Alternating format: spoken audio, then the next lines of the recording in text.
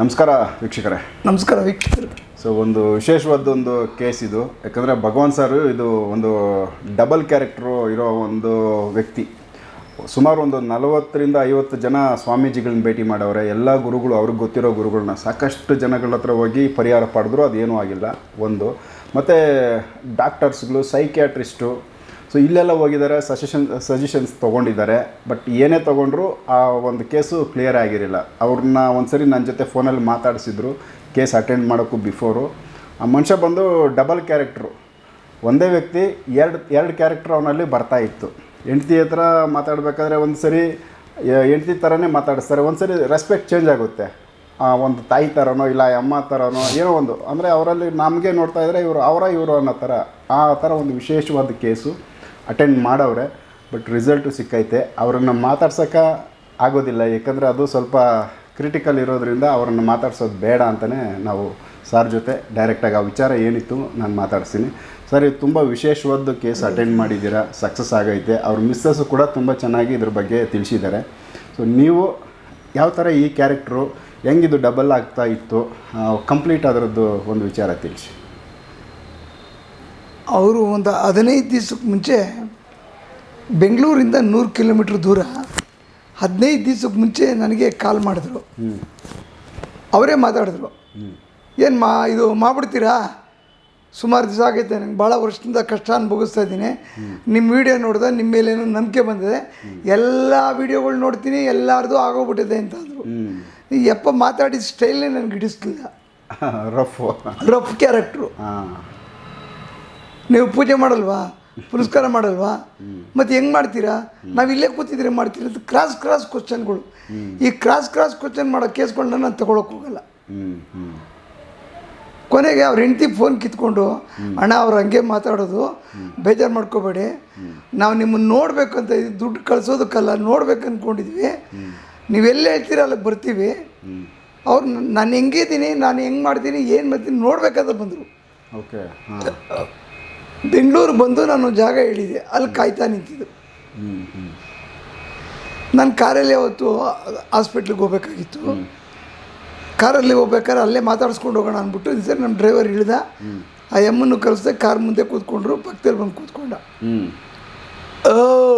ಅಂತ voice change ಮಾಡ್ದ. Okay. Voice change ನನಗೆ ಏನು ಯಪ್ಪ ಹಿಂಗಾಡ್ತಾವನಲ್ಲ, ಅಲ್ಲಿ ಯಾರಿಗಮ್ಮ ತೊಂದರೆ ಅಂದೆ. ಅವರೇ ನಮ್ಮ ಯಜಮಾನ್ರಿಗೇನೆ ಅಂತ. ನಾನು ಏನು, ನೀನು ನಾನು ಕರ್ಕೊಂಡು ಹೋಗ್ಬಿಡ್ತೀಯಾ, ಎಲ್ಲಿಗೆ ಕರ್ಕೊಂಡು ಹೋಗ್ತೀಯಾ, ಹೆಂಗೆ ಕರ್ಕೊಂಡು ಹೋಗ್ತೀಯಾ, ಕರ್ಕೊಂಡು ಹೋಗ್ಬಿಡಪ್ಪ, ನನಗೆ ಇವ್ರು ಸವಾಸಗಳು ಬೇಡ ನನಗೆ ಅಂತ. ನಾನು 2 ನಿಮಿಷ ಅವ್ರ ಮಾತು ಕೇಳಿದೆ. ಆಮೇಲೆ ಸ್ವಲ್ಪ ರೈಸ್ ಆದೆ, ಆವಾಜ್ ಆಗ್ತೆ, ಏಯ್ ಯಾರ ಹತ್ರ ಮಾತಾಡ್ತಾ ಇದೀಯಾ, ಮುಚ್ಕೊಂಡು ಕೂತ್ಕೋಬೇಕು, ನಾನು ಏನು ಮಾತಾಡ್ತಾ ಇದ್ದೀನಿ ಕೇಳಿಸ್ಕೋಬೇಕಷ್ಟೇ. ನೀನು ಯಾವ ಸ್ವಾಮೀಜಿ ಹೋಗಿದ್ಯೋ ಅದಕ್ಕೆ ನನಗೆ ಲೆಕ್ಕ ಇಲ್ಲ, ನಾನೇ ಬೇರೆ, ನನ್ನ ಕೆಲಸನೇ ಬೇರೆ, ಬಾಯಿ ಮುಚ್ಕೊಂಡು ಸೈಲೆಂಟಾಗಿ ಕೂತ್ಕೋಬೇಕು. ಆಯ್ತಪ್ಪ ಕೂತ್ಕೋತೀನಿ, ಸುಮ್ಮನೆ ಕೂತ್ಕೊಂಬಿಟ್ಟೆ ಸರ್. ಓಕೆ. ಕೈ ಕೊಟ್ಕೊಂಡು ಅವ್ರ ಹೆಂಡ್ತಿಯಲ್ಲಿ ಮುಂದೆ ಸೀಟಲ್ಲಿ ನಗ್ತಾವ್ರೆ. ಆಮೇಲೆ ಅಣ್ಣ 10 ವರ್ಷ ನಾವು ಪಡಬಾರ್ದು ಕಷ್ಟಪಟ್ಬಿಟ್ಟಿದ್ದೀವಿ, ಕಣ್ಣೀರಲ್ಲಿ ಕೈ ತೊಳೆದ್ಬಿಟ್ಟಿದ್ದೀವಿ. ಏನು ಹೇಳಿ, ಯಾರ್ಯಾರು ಹೇಳ್ತಾರೆ ಅಲ್ಲಿಗೆಲ್ಲ ಹೋಗೋದು, ದುಡ್ಡು ರೆಡಿ ಮಾಡ್ಕೊಳ್ಳೋದು, ಕೊಡೋದು, ಎಲ್ಲ 25,000 ಮೇಲೇ. ಓಕೆ. ಎಲ್ಲ 25,000 ಮೇಲೇ. ಅದು ನೀವು ಕೇಳಿದ್ದು ಏನೂ ಇಲ್ಲ, ಇವರೇನು ಮಾಡ್ತಾರಾ ಇಲ್ವಾ ಅಂತ ಅಂದ್ಬಿಟ್ಟು ನಿಮ್ಮನ್ನು ನೋಡ್ಬೇಕಂತ ಬಂದಿರೋದು.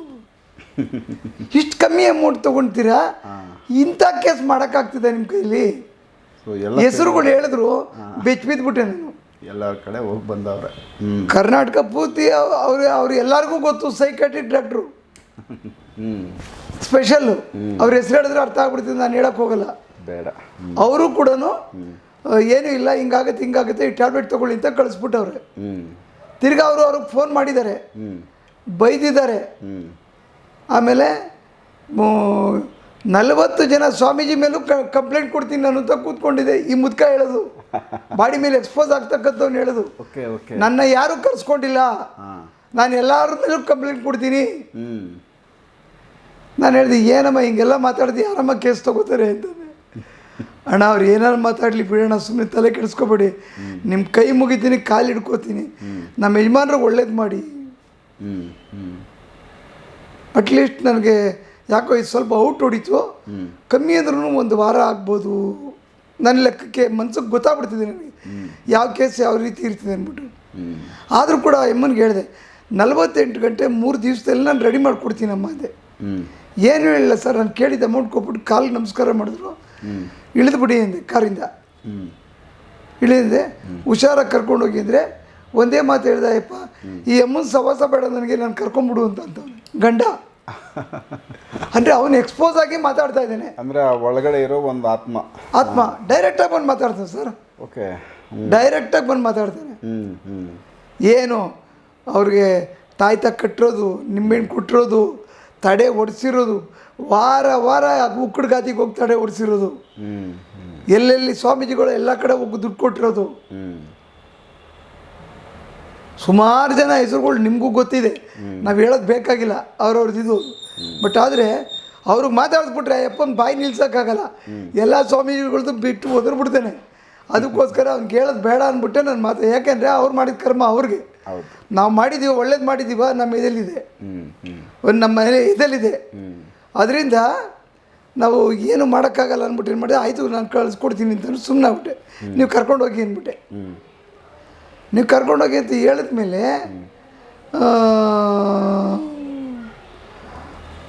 ಮಾರನೇ ದಿವಸನೇ ಕೇಸ್ ತೊಗೊಂಡೆ ಸರ್. ಇದು ಮಾರನೇ ದಿವಸನೇ ಕೇಸ್ ತೊಗೊಂಡೆ. ಫಸ್ಟು ಟೈಮ್ ಇವನು ಸಿಕ್ಕಲಿಲ್ಲ. ನಾನು ತೆಗಿತೀನಿ ಅಂತ ಟೈಮಿಂಗ್ ಕೊಟ್ಟಿದ್ನಲ್ಲ, ನನಗೆ ಗೊತ್ತಾಗ್ತಿದೆ. ಓಕೆ, ಇವನು ಸಿಕ್ಕಲಿಲ್ಲ. ಆರ್ಡಿನರಿ ಪರ್ಸನ್ನ ಮುಂದೆ ಬಿಟ್ಟ. ಬೇರೆ ಕ್ಯಾರೆಕ್ಟರ್ ಎಂಟ್ರಿ ಆಯಿತು. ಆತ್ಮಗಳಲ್ಲಿ ಒಳಗೆ ಬೇರೆ ಕ್ಯಾರೆಕ್ಟರ್ ಎಂಟ್ರಿ ಆಯಿತು. ಲೇಡಿ ಎಂಟ್ರಿ ಆದ್ಲು. ಲೇಡಿನ ತೆಗೆದೆ. ಲೇಡಿನ ತೆಗೆದು ಕಟ್ ಮಾಡಿದೆ. ಮನ್ಗೌರನಮ್ಮ ಅಂದೆ. ಹ್ಞೂ ಅಂದರು. ಅವ್ರ ಹೆಂಡ್ತಿಗೆ ಫೋನ್ ಮಾಡಿದೆ, ಅಣ್ಣ ಈ ಲೇಡಿ ಅವಾಗ ಒಬ್ಳು ಒಂದೊಂದು ಸರಿ ಮಾತಾಡ್ತಾಳೆ, ಅವನು ಮುತ್ಕ ಸಿಗ್ಬೇಕು ಕೈಗೆ. ಓಕೆ, ಅವ್ರ ಮಿಸ್ಸಸ್ ಅವ್ರ ಹೆಂಡ್ತಿಗೆ ಗೊತ್ತಾಗ್ತಿದೆ, ಒಳಗಡೆ ಇರೋ ಎಲ್ಲ ಗೊತ್ತಿದೆ. ಓಕೆ, 4-5 ಜನ ರಿವೀಲ್ ಆಗ್ತಾರೆ ಸರ್ ಅವ್ರ ಮೇಲೆ. ಎಕ್ಸ್ಪೋಸ್ ಆಗ್ತಾವ್ರೆ. ಅವಳು ಸಿಕ್ಕಿದ್ಲು. ಕೊನೆಗೆ ಇವನೇನು ಮಾಡಿದ್ದಾನೆ, ಬೆಡ್ರೂಮಲ್ಲಿ ಮಂಚದ ಕೆಳಗಡೆ ಕೂತವನೆ. ಒಂದು ಆತ್ಮ. ಇವನ್ನ ನಾನು ಅಬ್ಸರ್ವ್ ಮಾಡಲೇ ಇಲ್ಲ, ಬಿಟ್ಬಿಟ್ಟೆ. Okay okay. ನೆಕ್ಸ್ಟು ತಿರ್ಗಿ ಮಾರನೇ ದಿವಸ ಇನ್ನೂ ಒಂದು ಗಂಡಸರು, ಅದು 65-70 ವರ್ಷದವ್ರು ಸಿಕ್ಕಿದ್ರು. ಓ ಇವನೇ ಇರಬೇಕು, ನನ್ನ ಹತ್ರ ಮಾತಾಡಿದ್ದು ಅಂದ್ಬಿಟ್ಟು ಹೇಳಿದೆ. ಹೇಳಿದ್ಮೇಲೆ ಸಾಯಂಕಾಲ ಮಾವು ಟೀ ಕೊಡ್ರಿ, ಟೀ ತಂದು ಕೊಡಮ್ಮ ಇಲ್ಲಿ. ತಿರ್ಗಾ ಇವನು ಹೋಗಿಲ್ಲ ಅಂತ ಗೊತ್ತಾಯ್ತು ನನಗೆ. ಅವ 2ನೇ ಸಿಕ್ತು. ಓಕೆ, ಮತ್ತೆ 3ನೇದು ಒಂದು ಲೇಡಿ, ಇನ್ನೂ ಒಂದು ಜೆಂಟ್. 4-5 ಆತ್ಮಗಳನ್ನ ತೆಗೆದ ಮೇಲೆ ಅಣ್ಣ ಸ್ವಲ್ಪ ಇದು ಅವ್ರ ಕ್ಯಾರೆಕ್ಟ್ರು ಚೇಂಜ್ ಆಗ್ತಾ ಇದೆ, ಮಾತುಕತೆ ಚೇಂಜ್ ಆಗ್ತಾ ಇದೆ. ಯಾವಾಗೋ ಒಂದೊಂದು ಟೈಮು ನಾನು ಕಳಿಸ್ಬಿಡ್ರಪ್ಪ, ನನಗಾಗಲ್ಲ ನನಗೆ ಅಂತ ಹೇಳ್ತಾರೆ. ಟೀ ಕೇಳ್ತಾರೆ, ಟೀ ಮಡ್ಗಿದ್ಮೇಲೆ ಕುಡಿದ್ಮೇಲೆ ಮನ್ಕೊಂಡ್ಬಿಡ್ತಾರೆ. ಆಮೇಲೆ ಗುರುಜಿಗೆ ಫೋನ್ ಮಾಡು, ನಾನು ಇನ್ನೂ ಕರ್ಕೊಂಡೋಗಿಲ್ಲ. ನನ್ನ ಮಗ ಎಲ್ಲವನಂತ ಹುಡುಕ್ಲಿ ನಾನು. ನಮ್ಮ ಎಪಿಸೋಡಲ್ಲಿ ಒಂದು ಎಪಿಸೋಡ್ ಬಿಟ್ಟಿದ್ದೀನಿ, ಒಂದು ಮಂಚದ ಕೆಳಗಡೆ ಒಂದು ಆತ್ಮ ತಪ್ಪಿಸ್ಕೊಂಡು ಒಂದು ಹೆಂಗಸ್ಗೆ ಲಾಕ್ ಮಾಡ್ತಾಯಿತ್ತು ಅಂತ. ಹೌದು ಹೌದು, ಐಡಿಯಾ ಬಂತು ನನಗೆ. ಅವ್ರು ಮನಗಿರೋ ಬೆಡ್ರೂಮ್ ಸಮೇತ ಒಂದು ಫೋಟೋ ಕಳ್ಸಮ್ಮ ಅಂದೆ. ಫೋಟೋ ಕಳಿಸಿದ್ರು. ಫಟ್ಟು ಮಂಚದ ಕೆಳಗೆ ಕೈ ಹಾಕ್ತೆ, ಅಲ್ಲೇ ಕೂತ್ಕೊಂಡು ಅಲ್ಲೂ ಬಿಡಿಸತ್ತ ಕೂತವನೆ. ಹೌದಾ? ಆತ್ಮಗಳು ಈ ಕ್ಯಾರೆಕ್ಟರ್ ಹೆಂಗೆ ಗೊತ್ತಾಗುತ್ತೆ ಸರ್? ಆತ್ಮಗಳು ಒಂದು ಬಿಡಿ ಸೇರ್ತವೆ ಅಂತ. ಸರ್ ಅವ್ರು ಒರಿಜಿನಲ್ ಕ್ಯಾರೆಕ್ಟ್ರು ಮನುಷ್ಯನ ಮೇಲೆ ಬರೋದು, ಅವನು ತೀಟೆ ತೀರಿಸ್ಕೊಳ್ಳೋದು, ಹೊಂಟೋಗೋದು. ಓಕೆ, ಅವನು ಬದುಕಿದಾಗ 24 ಗಂಟೆ ಟೀ ಕುಡಿಯೋದು ಬಿಡಿಸೋದು, ಟೀ ಕುಡಿಯೋದು ಬಿಡಿಸೋದು. ಸತ್ ಮೇಲೂ ಅದನ್ನೇ ಮಾಡ್ತಾ. ಇವನು ಸೇಫ್ಟಿಗೆ ನೀನು ಬಾ ಅಂತ 4-5 ಜನಕ್ಕೆ ಕರ್ಕೊಂಡು 10 ವರ್ಷದಿಂದ ಇವ್ರ ಜೀವನನೇ ಹಾಳು ಮಾಡಿಬಿಟ್ಟ. ಓಕೆ, ಇವತ್ತು ಇಡೀ ಮನೆಯವ್ರ ಫೋಟೋ ಎಲ್ಲ ಕಳಿಸ್ಕೊಟ್ಟವ್ರು. ಗುರುಗಳೇ, ದುಡ್ಡು ಎಷ್ಟನ್ನ ಹೋಗ್ಲಿ ಪರವಾಗಿಲ್ಲ, ನಿಮ್ಮ ಮೇಲೆ ಪೂರ್ಣ ನಂಬಿಕೆ ಬಂದೈತೆ, ನಮ್ಮ ಮನೆಯವ್ರದ್ದೆಲ್ಲ ಚೆಕ್ ಮಾಡಿ ಅವರೇನೆ, ನಮ್ಮ ಮನೆಯವ್ರದ್ದೆಲ್ಲ ಚೆಕ್ ಮಾಡಿಬಿಟ್ಟು ಯಾರಿಗಿದೆ ಅಂತೇಳಿ ತೆಗೆದುಬಿಡಿ ಗುರುಗಳೇ ಅಂತ. ಫುಲ್ ಫ್ಯಾಮಿಲಿ ಕಳ್ಸವ್ರೆ. ಇವತ್ತು ಕಳ್ಸವ್ರ ಫೋಟೋ. ಅಂದರೆ ಆ ಅಮ್ಮನ ಬಾಯಲ್ಲಿ ಕೇಳ್ಬೇಕು ಸರ್. ಆ ಅಮ್ಮ ಹೇಳ್ತಾರೆ ನಿಜವಾಗ್ಲೂ ನಮ್ಮ ಮನೆ ದೇವರೇ ನೀವು, ನಾನು ಯಾವ ದೇವ್ರನ್ನೂ ನಾನು ನಂಬಲ್ಲ. ನನ್ನ ಗಂಡರನ್ನ ನನ್ನ ಕೈ ಕೊಟ್ರಿ, ಈಗ ಕರೆಕ್ಟಾಗಿ 8 ಗಂಟೆಗೆ ಎದ್ದೇಳ್ತಾರೆ, ಆಚೆ ಕಡೆ ಒಂದು ರೌಂಡ್ ಹಾಕ್ಕೊಂಬರ್ತಾರೆ, 10 ಗಂಟೆಗೆ ಟ್ರಾಕ್ಟ್ರ್ ತೊಗೊಂಡು ಹೋಗ್ತಾರೆ, 2 ಗಂಟೆಗೆ ವಾಪಸ್ ಬರ್ತಾರೆ, ಊಟ ಮಾಡ್ತಾರೆ, ಮನ್ಕೋತಾರೆ. ಮಾತೆಲ್ಲ ಚೇಂಜು. ಒರಿಜಿನಲ್ಲು ನಮ್ಮ ಯಜಮಾನ್ರೇ ಮಾತಾಡ್ತಿರೋದು, ನಮ್ಮ ಯಜಮಾನ್ರೇ ಮಾತಾಡ್ತಿರೋದು ಗೊತ್ತಾಗ್ತಿದೆ ಗುರುಗಳೇ ನನಗೆ. ಬಟ್ ಈಗ ಅವರು ನಮ್ಮ ಫ್ಯಾಮಿಲಿ ನಮ್ಮ ಯಜಮಾನ್ರು ಅನ್ನೋದು ನನಗೆ ಚೆನ್ನಾಗಿ ಕನ್ಫರ್ಮ್ ಆಗೈತೆ. ಮೊದಲಂದ್ರೆ ಇಲ್ಲಿ ಯಾರ್ಯಾರು ಬರ್ತಾಯಿದ್ರು ಒಂದೊಂದು ಬಂದ ತಕ್ಷಣ ಏನಿಲ್ಲ, ರೂಮ್ಗೆ ಹೋಗೋದು, ದುಡಿಯೋಕೆ ಹೋದ್ರೆ ಯಾಕೆ ಹೋಯ್ತೀರಿ ಇಷ್ಟೆಲ್ಲ ಹಿಂಗೆಲ್ಲ ಪ್ರಾಬ್ಲಮ್ ಇದೆ ಅಂದರೆ ನಿಮ್ಮನ್ನೆಲ್ಲ ಸಾಕಬೇಕಲ್ಲ ಅದಕ್ಕೆ ಹೋಯ್ತೀನಿ ಈ ಥರ ಮಾತಾಡೋರು. ಹಾಂ, ಆದರೆ ಇದು ಒಂದು ವಿಚಿತ್ರವಾದ ಕ್ಯಾರೆಕ್ಟರ್ಗಳು. ನೀವು ದೆವ್ವ ಬಿಡಿಸೋರನ್ನ ನೋಡಿದ್ದೀರಾ, ಪೂಜೆ ಮಾಡೋರನ್ನ ನೋಡಿದ್ದೀರಾ. ಇವ್ರ ಮನೇಲಿ ಕುಡಿಕೆ ಮಡಿಕೆ ನಿಂಬೆಹಣ್ಣುಗಳಂತೂ ಲೆಕ್ಕ ಇಲ್ಲ. ಎಲ್ಲ ಥರ ಮಾಡಿದ್ರು ಇದು ಕೆಲಸ ಎಲ್ಲ ಫಿನಿಶ್. ಓ ಪ್ರತಿ ಅಮಾವಾಸ್ಯೆ ಹುಣ್ಮೆಗೆ ಉಕ್ಕುಡ್ಗಾತಿ ಎಲ್ಲೆಲ್ಲಿ ತಡೆ ಹೊಡಿತಾರೋ ಅಲ್ಲೆಲ್ಲಿ ಹೋಗೋದು, ಕೇಳಿದ ಕಾಸು ಕೊಡೋದು, ಹೊಡೆಸ್ಕೊಂಬರೋದು. ಅವ್ರ ಜೀವನನೇ ಬೇಜಾರಾಗ್ಬಿಟ್ಟಿತ್ತು. ಈಗ ಫುಲ್ ಖುಷಿಯಾಗವ್ರೆ, ಫುಲ್ ಖುಷಿಯವ್ರು. ನನಗೇನೆಂದರೆ ಇಂಥ ಕ್ರಿಟಿಕಲ್ ಕೇಸ್ ಬಂದಾಗ ನನಗೆ ಮಾಡೋದಕ್ಕೆ ಖುಷಿ ಇರ್ತದೆ, ನೆಮ್ಮದಿ ಇರ್ತದೆ. ಅವರು ಮಿಸ್ಸಸ್ಗೆ ನಾನು ಮಾಡ್ಬೋದಾ ಫೋನು ಮಾತಾಡೋಣ? ಆರಾಮಿದ್ದೀರಾ ಈಗ? ಪರವಾಗಿಲ್ಲ, ಇಕ್ಕು ಬೆಟರ್ ಆಗಿದ್ದಾರೆ. ಇದು ಯಾವ ತರ ನಿಮ್ಮ ಅನುಭವ ಮೇಡಮ್? ಇದರಲ್ಲಿ ಒಂದೇ ಒಬ್ಬ ಮನುಷ್ಯನಿಗೆ ಅದೇ ಮಾಮೂಲಿ ಹೆಂಡತಿ ಮಕ್ಳು ಯಾರು ಅಂತಾನು ಕಂಡಿಡಿತಿರ್ಲಿಲ್ಲ 10 ವರ್ಷದಿಂದ. 10 ವರ್ಷ ನಾವು ಬೇಕಾದಷ್ಟು ಕಡೆ ಎಲ್ಲ ಮಾಡ್ಕೊಂಡ್ ಬಂದಿದೀವಿ. ಈಗ ಸ್ವಲ್ಪ ಇನ್ 1% ಇತ್ತು. ಇವ್ರ ಹತ್ರ ಬಂದ್ಮೇಲೆ ಸ್ವಲ್ಪ ಪರವಾಗಿಲ್ಲ, ಚೆನ್ನಾಗಿ ಮಾಡ್ತಾ ಇದಾರೆ ಇವರು, ಪರವಾಗಿಲ್ಲ. ಕ್ಯಾರೆಕ್ಟರ್ ಹೆಂಗ್ ಬದಲಾಗೋದು ನೀವ್ ಹೆಂಗ್ ಕಂಡಿಡಿಯಾರ? ಇದು ನಿಮ್ಮ ಯಜಮಾನ್ರ ಇಲ್ಲ ಇದು ಬೇರೆ? ಅಂದ್ರೆ ವಾಯ್ಸ್ ಧ್ವನಿ ಚೇಂಜ್ ಆಯ್ತಿತ್ತು. ಯಾವ ತರ? ಹೋಗಮ್ಮ ಬಮ್ಮ ಅಂತ. ಮಾಮೂಲಿ ಅವ್ರು ನಾರ್ಮಲ್ ಆದಾಗ ಮಾಮೂಲಿ ನೀಟಾಗಿ ಮಾತಾಡ್ತಾರೆ. ಯಾವ ತರ ಮಾತಾಡ್ತಾ ಇದ್ರು? ವಾಯ್ಸ್ ಸ್ವಲ್ಪ ಹೆಚ್ಚು ಕಮ್ಮಿ ಆಗುತ್ತೆ. ಅಲ್ಲ ಏನಂತ ಕರೆಯೋರು ನಿಮ್ಮನ್ನ? ಅವರು ಯಜಮಾನ್ರು ಕರಿಬೇಕು. ಅವ್ರು ಬೇರೆಯವ್ರು ಬಂದಾಗ ಹೋಗಮ್ಮ ಬಮ್ಮ ಅಂತ, ಕೊಡಮ್ಮ ಟೀ ಕೊಡಮ್ಮ, ಬೀಡಿ ಸೇದೋದು ಆತರ ಎಲ್ಲ ವರ್ತಿಸ್ತಿದ್ರು. ಅಂದ್ರೆ ಅದೇ ವ್ಯಕ್ತಿ ನಿಮ್ಮ ಯಜಮಾನ್ರು ದೇಹದಲ್ಲೇನೆ ಯಾವ್ದೋ ಬೇರೆ ಆತ್ಮ ಬಂದಾಗ ಅವ್ರು ನಿಮ್ಮನ್ನ ಕರಿತಾ ಇದ್ದಿದ್ದು ಹೋಗಮ್ಮ ಬಮ್ಮ ಅಂತ, ಹೋಗಮ್ಮ ಬಮ್ಮ ಅಂದ್ರೆ ರೆಸ್ಪೆಕ್ಟ್ ಅಲ್ಲಿ ಕರಿತಾ ಇತ್ತು, ಗೌರವದಿಂದನೇ ಕರಿತಿತ್ತು. ಏನ್ ನಮ್ಗೇನ್ ಕಷ್ಟ ಕೊಟ್ಟಿಲ್ಲ. ಅಂದ್ರೆ ಅವ್ರಿಗೆ ತುಂಬಾ ಹಿಂಸೆ ಕತ್ ನೋವು ಕೊಡೋದು, ಆ ನೋವು ಈ ನೋವು, ತುಂಬಾ ಹೆವಿ ಬೀಡಿ ಸೇದೋದು, ಟೀ ಕುಡಿಯೋದು, ತಿಂದ್ರೆ ತಿಂದೇ ಬಿಡೋದು, ಊಟನ ತಿಂದೇ ಹಂಗೆ ಮಲ್ಗ್ಸೋದು, ನೈಟ್ ಎಲ್ಲ ಹಂಗೆ ಮಲ್ಗಿಸ್ಬಿಡೋದು. ತುಂಬಾ ಅಮಾವಾಸ್ಯೆ ಹುಣ್ಮೆ ಹತ್ರ ಬರ್ತಿದಂಗೆ ತುಂಬಾ ಹುಷಾರ್ ತಪ್ಪವ್ರು. ನಾನಿರೋದೇ ಇಲ್ಲ, ಹಾಗೆ ಹೀಗೆ ಮನೇಲಿ ಜಗಳ ಡ್ಯೂಟಿಗಳು, ಅಯ್ಯೋ ತುಂಬಾ ಹಿಂಸೆ ಪಟ್ಟಿದೀವಿ ನಾವುನು. ಅದೇ ಹಂತವಾಗಿ 10 ವರ್ಷದಿಂದ ಎಲ್ಲಾ ಕಡೆ ತಿರ್ಕೊಂಡ್ ಬಂದು ನಾವು ಪರವಾಗಿಲ್ಲ. ಈಗ ಒಟ್ನಲ್ಲಿ ನಂಗೆ ಸ್ವಲ್ಪ ಇತ್ತು 1% ಮಾಡ್ತಾವ್ರೆ ಇವರು, ಪರವಾಗಿಲ್ಲ, ಚೆನ್ನಾಗ್ ಮಾಡ್ತಾವ್ರೆ. ಅಂದ್ರೆ ಇವರು ಫೋನ್ ಮಾಡ್ತಾರೆ, ಕಾಳಜಿ ತಗೊಂಡ್ ಮಾಡ್ತಾವ್ರೆ ತುಂಬಾ ಚೆನ್ನಾಗಿ. ನಾವೇ ಮೇಲ್ ಬಿದ್ ಮಾಡ್ತಿದ್ವಿ, ಬೇರೆ ಗುರುಗಳಿಗೆಲ್ಲ ದುಡ್ಡೆಲ್ಲ ಕಿತ್ಕೊಂಡ್ರು ಬೇಕಾದಷ್ಟು ಎಲ್ಲಾ ಕಡೆ. ನಾವು ಬೇಕಾದಷ್ಟು ಕಳ್ದಿದೀವಿ ದುಡ್ಡು. ಇವ್ರೆ ಪಾಪ ಏನೋ ಹೆಚ್ಚಿಗೆನೂ ತಗೊಳಲ್ಲ, ಏನೆಲ್ಲ ತುಂಬಾ ಚೆನ್ನಾಗ್ ಮಾಡ್ತಾರೆ. ಆಮೇಲೆ ಅವರೇ ಫೋನ್ ಮಾಡ್ತಾರೆ, ಎಷ್ಟ್ ಚೆನ್ನಾಗಿ ಅವ್ರೆ.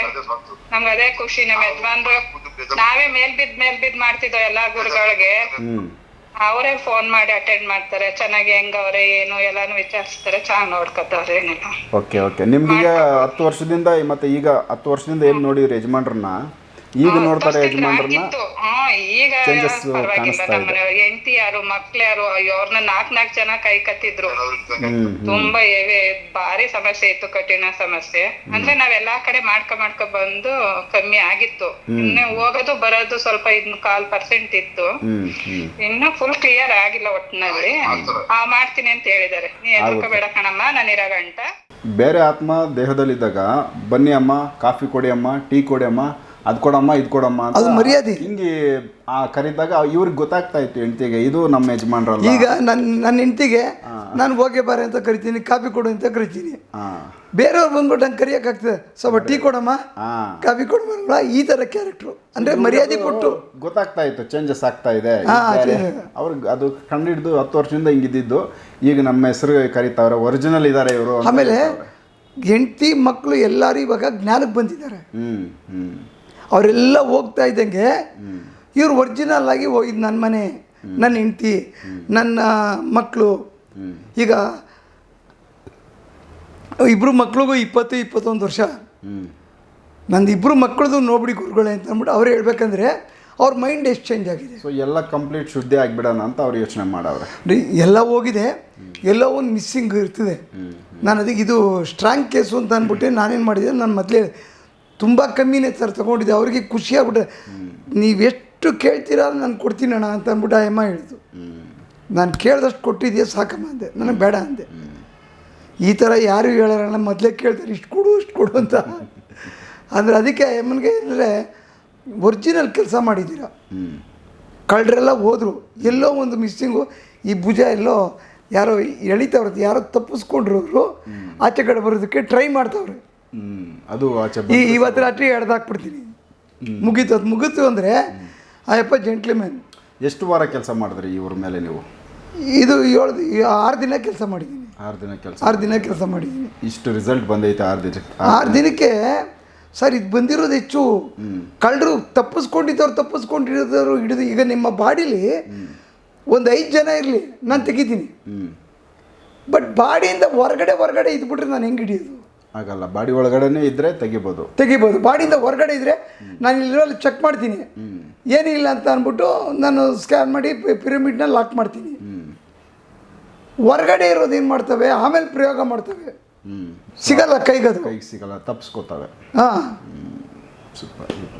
ಸೊ ವೀಕ್ಷಕರೇ, ಇದೊಂದು ವಿಶೇಷವಾದ ಒಂದು ಕೇಸು ಅಟೆಂಡ್ ಮಾಡಿದರು ಭಗವಂತ್ ಸರು. ಮತ್ತು ಅವರು ಮೇಡಮ್ ಅವರು ಯಾವುದೋ ಒಂದು ಫಂಕ್ಷನ್ಲಿದ್ದರು, ಬಟ್ ಆದರೂ ಮಾತಾಡಿದ್ರು. ಬಟ್ ಅವ್ರು ಹೇಳೋದ್ರಲ್ಲೇ ಗೊತ್ತಾಗ್ತಾ ಇದೆ, ಅವ್ರ ಯಜಮಾನರಲ್ಲಿ ಬೇರೆ ಆತ್ಮಗಳಿದ್ದಾಗ ಅವ್ರಿಗೆ ಗೊತ್ತಾಗ್ತಾ ಇತ್ತು, ಅವರು ಉಚ್ಚಾರಣೆ ಮಾತಲ್ಲಿ ಎಲ್ಲನೂ.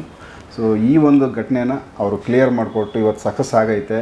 ಇನ್ನೂ ಬ್ಯಾಲೆನ್ಸ್ ಇರೋದನ್ನು ಅಟೆಂಡ್ ಮಾಡಿ ಕ್ಲೋಸ್ ಮಾಡ್ತಾರೆ, ಕ್ಲಿಯರ್ ಮಾಡಿಕೊಡ್ತಾರೆ. ಬಟ್ ಎಷ್ಟೋ ವರ್ಷದಿಂದ 75% ಚೆನ್ನಾಗಿ ಆಗ್ಬಿಟ್ಟಿದ್ದಾರೆ. 10 ವರ್ಷದಿಂದ ಆಗದೆ ಇರೋ ಕೆಲಸ ಈಗ ಆಗಿದೆ ಅನ್ನೋ ಒಂದು ಖುಷಿ ಅವ್ರಿಗೈತೆ.